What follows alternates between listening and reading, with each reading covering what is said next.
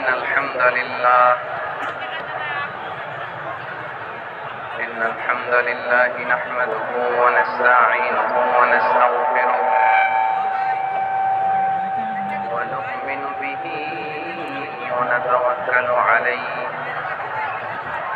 ونعوذ بالله من شرور أنفسنا ومن سيئات أعمالنا من يهده الله فلا مضل له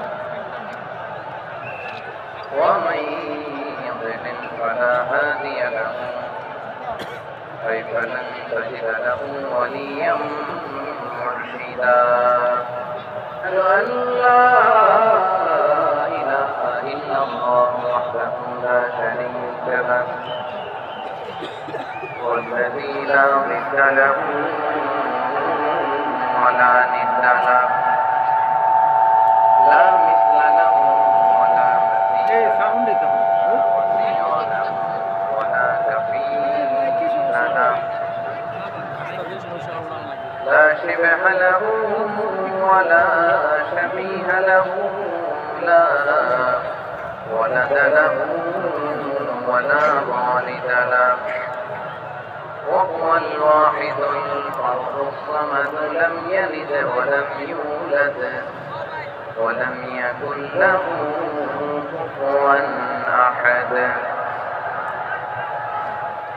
ونشهد أن سيدنا نار الله الموقدة التي تطلع على الأفئدة لكل مدد ورجاء دنيا رجل حتى لك حال চলে পায়ে লাগতে পা চলে জাহান্নামের আগুন থেকে যেই জায়গায় লাগে তাতে সাথে কলিজাটা ধরে ছাই হয়ে যাবে আল্লাহ তাআলা আলাল আফিদা জাহান্নামের আগুন গায়ে লাগলে আপনার কলিজা পুড়ে ছাই হয়ে যাবে ওই জাহান্নামে আমরা যেতে চাই আমরা তো সবাই মিলে নাশিদ গাইলাম জান্নাত আমরা একা যাব সবাই মিলে যাব ওই জাহান্নাম থেকে সবাই মিলে বাঁচার দরকার আছে না নাই কি ভয়ঙ্কর শাস্তির বর্ণনা বিশ্বনবী দিয়েছেন এত বিস্তর আলোচনার সুযোগ আমার নাই আমি শুধু সবচেয়ে হালকা পাতলা দ্য লাইট পানিশমেন্ট সবচেয়ে হালকা শাস্তি কি হবে এটা বলছি বিশ্বনবী বলেন ইন্না আহওয়ানা আহলিন নারি আযাবান ইয়াউমাল কিয়ামাতি লারাজুলুন তুদাউ ফি আহমাসি কদামাইহি জামরাতান ইয়াগলি মিনহুমা দিমাগ জাহান্নামের সবচেয়ে হালকা আযাব কি হবে ছোট সবচেয়ে ভারী না হালকা সবাই বলুন জাহান্নামের সবচেয়ে কঠিন আযাব না হালকা জাহান্নামের সবচেয়ে হালকা আযাব হলো ওই ব্যক্তির আযাব যার পায়ে দুটো জাহান্নামের আগুনের জোতা পরিয়ে দেয়া হবে ওই আগুনের উত্তাপে তার মাথার মগজগুলো হাতের মারের মতো টপ টপ টপ টপ করে বেয়ে বেয়ে পড়বে নাউজুবিল্লাহ পড়বেন না আচ্ছা প্রিয় সিলেট আওয়াজ করে বলেন এইটা যদি সবচেয়ে লাইট পানিশমেন্ট হয় সবচেয়ে হালকা পাতলা সহনীয় আযাব যদি হয় তাহলে ভয়ঙ্করতম আযাবের কি অবস্থা হবে আমরা কি ওই জাহান্নামে যেতে চাই জাহান্নামের অবস্থা এত ভয়ঙ্কর হবে জাহান্নামের ভেতরে লক্ষ লক্ষ কোটি কোটি কাফের মুশরিককে দেওয়ার পরেও জাহান্নাম বলবে হাল মিন মাজিদ আরো আছে নাকি আরো দাও কোটি কোটি কাফেরের দল মুশরিকের দল সীমা লঙ্ঘনকারী দল তাদেরকে যখন জাহান্নামে ফেলা হবে বড় বড় পাথর খণ্ড জাহান্নামে ফেলা হবে তারপরও জাহান্নাম বলবে হাল মিন মাজিদ আরো আছে নাকি দাও আরো দাও আরো দাও আমার ক্ষুধা নিবারণ হয় নাই জাহান্নামে তো উত্তপ্ত হবে জ্বলন্ত হবে ভয়ঙ্কর হবে জাহান্নামের এক অংশ আরেক অংশকে খেয়ে ফেলবে আল্লাহু আকবার ফেরেশতারাও টালমাটাল হয়ে যাবে জাহান্নামের রক্ষী ফেরেশতারা কি করবে তারা নিজেরাও বুঝতে পারবে না কোটি কোটি মুশরিক কাফেরদেরকে জাহান্নামে নিক্ষেপ করার পরেও জাহান্নাম ঠান্ডা হবে না শান্ত হবে না বলবে হাল মিন মাজিদ আরো আছে নাকি আরো দাও তখন আল্লাহ তাআলার কুদরতি পা জাহান্নামের ভিতরে ঢুকিয়ে দেবে সুবহানাল্লাহ পড়তে পারলেন না মজা করে কোনো কিছুতেই যখন জাহান্নামকে শান্ত করা যায় না আল্লাহ তাআলা তার কুদরতি পা জাহান্নামে ঢুকিয়ে দিবেন দেওয়ার সাথে সাথে জাহান্নাম থেকে আওয়াজ আসবে খাত খাত বিইজ্জাতিকা ওয়া বিকদরিক আল্লাহ বিইজ্জাতিকা ওয়া বিকারামিকা, আল্লাহ আপনার ইজ্জতের কসম, যথেষ্ট হয়েছে, এনাফ এনাফ, আর লাগবে না। সুবহানাল্লাহ বলেন। ওই ভয়ঙ্কর জাহান্নামে আমরা যেতে চাই কেউ? আমরা সব সময় ওই জাহান্নাম থেকে আল্লাহর কাছে পানাহ চাই। আওয়াজ করে বলেন ঠিক কিনা? বিশ্বনবী সব সময় আল্লাহর কাছে আল্লাহর জান্নাত চাইতেন, আল্লাহর জাহান্নাম থেকে পানাহ চাইতেন। তিনি বলতেন আল্লাহুম্মা ইন্না নাসআলুকাল জান্নাতা ওয়া নাউযু বিকা মিনান নার। আল্লাহ তোমার কাছে জান্নাত চাই, তোমার জাহান্নাম থেকে পানাহ চাই। আবার আমরা যখন দোয়া পড়ি আমরা পড়ি রব্বানা آتنا في الدنيا حسنة وفي الآخرة حسنة وقنا عذاب النار। আল্লাহ দুনিয়ার কল্যাণ দাও, আখিরাতের কল্যাণ দাও, জাহান্নামের আগুন থেকে বাঁচিয়ে দাও। পড়ে ওয়াকিনা আযাবান নার মানে কি? আমি একদিনও লাইভ করি নাই। আল্লাহ তুমি আমাদেরকে বাঁচাও আগুনের শাস্তি থেকে। সেটা বিশ্বনবীর সবচেয়ে প্রিয় দোয়া ছিল। নবী যখন তাওয়াফ করতেন প্রতিটা তাওয়াফে তিনি এই দোয়াটা পড়তেন। রুকনে ওয়া আমিলা সালিহান ওয়া ক্বালা ইন্নানি মিনাল মুসলিমিন। তার চাইতে ভালো কথা, শ্রেষ্ঠ কথা, কল্যাণকর কথা আর কার হতে পারে যে মানুষকে আল্লাহর দিকে ডাকে, সৎ কর্ম করে আর বলে আমি হলাম মুসলমান। সুবহানাল্লাহ বলেন। এবং এই যে দাওয়াতি কাজ বিশ্বনবী করবেন, এটার একটা মেথডোলজি আছে। বিশ্বনবী কিভাবে দাওয়াতি কাজ করবেন উম্মার মাঝে, এটাও আল্লাহ তাআলা দাওয়া মেথডোলজি তিনি শিখিয়ে দিলেন। তিনি বললেন উদউ ইলা সাবিলি রাব্বিকা বিল হিকমাতি ওয়াল মাউইযাতিল হাসানাতি ওয়াজাদিলহুম বিল্লাতী হিয়া আহসান। নবী হে আপনি মানুষকে আপনার রবের দিকে ডাকুন প্রজ্ঞার সাথে, বিচক্ষণতার সাথে, সুন্দর কথামালা দিয়ে, উপদেশ দিয়ে। আর যদি আল্লাহর দ্বীন প্রচার করতে যে কারো সাথে তর্ক করতে হয়, সর্বোত্তম পন্থায় সেই তর্ক করেন।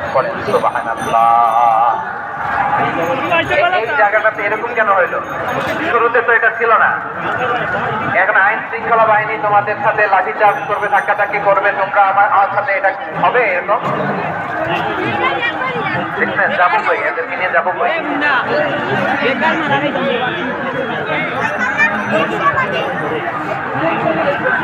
তোমরা তো ব্যথা পাবা, ব্যথা পাবা তো। বসো না, বসো না, সবাই বসতে পারলে তোমাদের কি? বসো বসো। এটা এটা এটা আমি এখন পরিকল্পিত কিছু হতে পারে এই ধারণাও করতে হবে আমাদের। লক্ষ লক্ষ মানুষ বসে আছে, তোমরা একটু শান্ত হবে না? হ্যাঁ বসো। আর 2 মিনিট একটু কোঅপারেট করো। 2 মিনিট, 2 মিনিট একটু কোঅপারেট করো। জি জি পুলিশ ভাইরা, হ্যাঁ আস্তে আস্তে, জি বসে বসে যাবে। হ্যাঁ ঠিক আছে, 2 মিনিট, 2 মিনিট। এই বিভাগে আমার আর আসা হবে না, আমি একবারই তো আসলাম, তো যা বলার তো আমি এখনই বলতে হবে। এমন না যে আমি আবার সুনামগঞ্জে আসবো, হবিগঞ্জে আসবো। খুবই গুরুত্বপূর্ণ কয়েকটা কথা আমি রাখবো তোমাদের সামনে। বসো, শেষ করে দিব। এই তো আর 10 মিনিট সময় আছে আমার হাতে। বসো। আচ্ছা এই ঠিক আছে, বসো বসো বসো। প্রিয় ভাইয়া,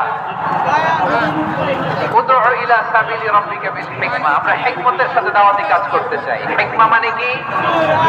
হিকমা মানে হচ্ছে knowledge plus common sense equal to হিকমা। আল্লাহর দেয়া কোরআন সুন্নাহ এবং আপনার কমন সেন্স দুইটাকে একসাথে মিক্স করলে এটা প্রজ্ঞা হিসেবে রিফ্লেক্ট করে।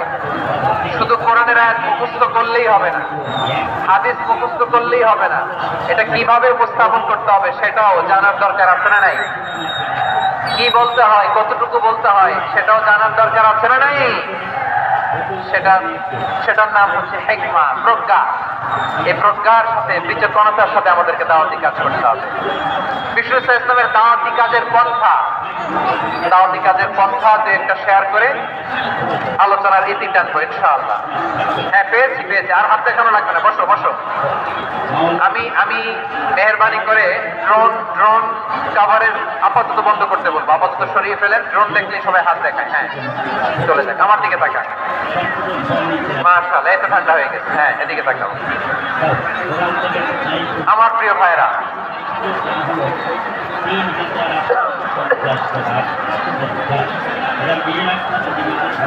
দাওয়াতি দাওয়াতি কাজ কিভাবে করতে হবে, এদিকে তাকান, এইদিকে এইদিকে, হ্যাঁ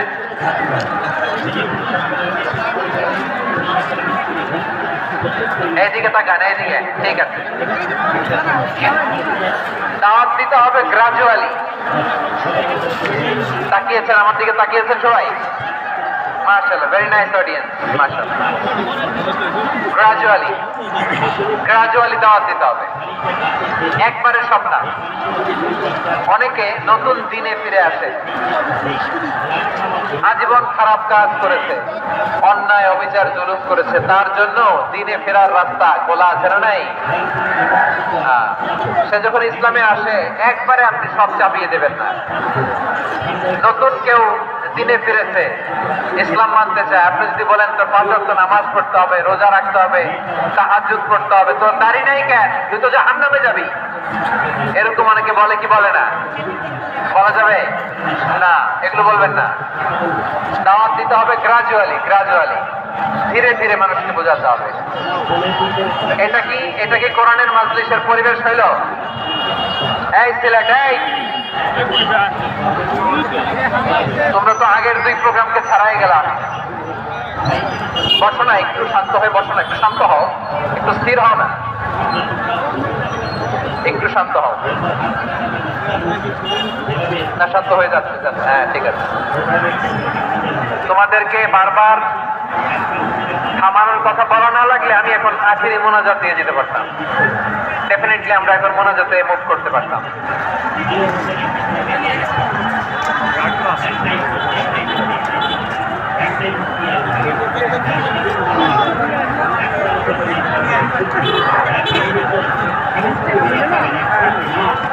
পুরো লক্ষ লক্ষ মানুষ, আমি তো দেখতে পাচ্ছি কত লক্ষ লোক হয়েছে, একটা জায়গায় কোনো সমস্যা নাই। এখানে কয়েকশো ছেলে পেলে এই ধাক্কা থাকি।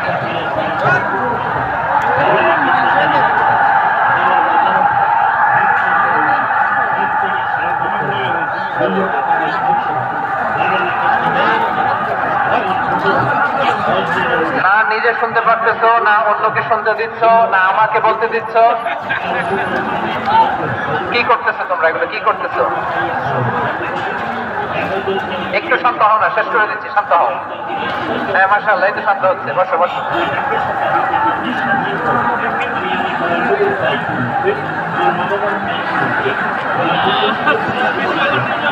ঠিক আছে, হ্যাঁ ঠিক আছে, না শান্ত হয়ে যাবে, শান্ত হয়ে যাবে, মাশাআল্লাহ। হ্যাঁ, অথবা যে যেভাবে আছো দাঁড়িয়েও তো আমরা ওয়াজ শুনি, তাই না? দেখা লাগবে, এটা জরুরি। আরে মোবাইলের মধ্যে তো নাম লিখে সার্চ দিলেই সবার দেখা যায়, ঠিক কিনা? মোবাইলে দেখছো না, আমারও দেখছো না, হয়েছে তো খালাস।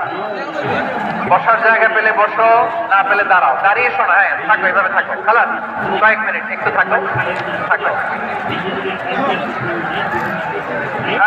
হ্যাঁ অনেক শান্ত।